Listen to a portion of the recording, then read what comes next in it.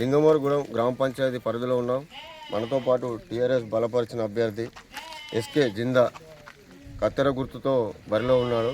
అంటే తను ఏ భరోసాతో జనాల్లోకి వెళ్తున్నాడు, అంటే ఏ విధంగా ఓట్లు పడే అవకాశం ఉందనే విషయాన్ని మనం వారి మాటల్లో తెలుసుకున్నాం. చెప్పండి. మాది లింగమూరిగూడెం. గట్టిగా మాట్లాడు. మాది లింగమూరిగూడెం. మనకు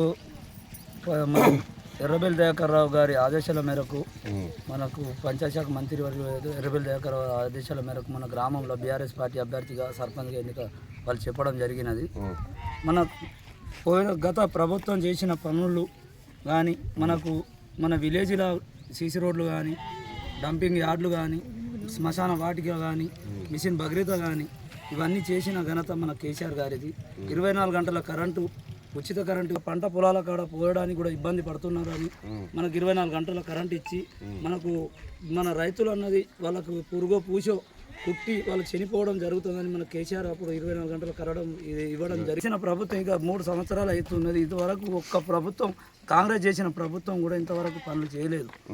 దాని నుండి మనకు నెక్స్ట్ మన గతంలో చేసిన పాలన బాగున్నది. ఇప్పుడు కూడా మనకు అదే కావాలన్న ప్రజల నిర్ణయం మేరకు నేను సర్పంచ్ అభ్యర్థిగా బీఆర్ఎస్ నుండి రావడం జరిగినది.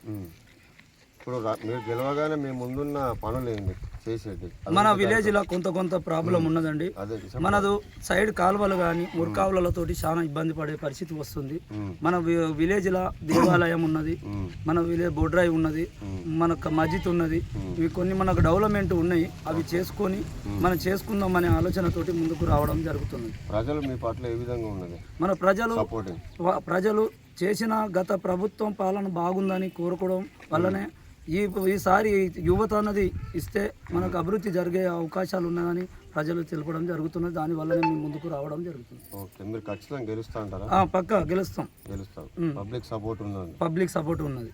ఓకే, ఇది విషయం అండి. లింగమూరు గ్రామం నుంచి బీఆర్ఎస్ బలపరిచిన అభ్యర్థి తన వాదన ఏంటంటే, ప్రజలు నాకు సపోర్ట్ ఇచ్చిన గత 10 సంవత్సరాలలో కేసీఆర్ చేసిన అభివృద్ధి, స్థానిక మాజీ మంత్రివర్యులు దయాకర్ రావు గారు చేసిన అభివృద్ధి మాకు ఇప్పుడు మా గెలుపుకు సపోర్ట్ అవుతుంది.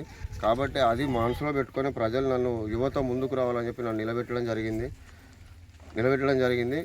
అందుకని చెప్పి నేను ఎన్నికల బరిలోకి దిగాను. ఖచ్చితంగా గెలుస్తానని ధీమా వ్యక్తం చేస్తున్నాడు. కెమెరామెన్ కిషోర్తో శ్రీనివాస్.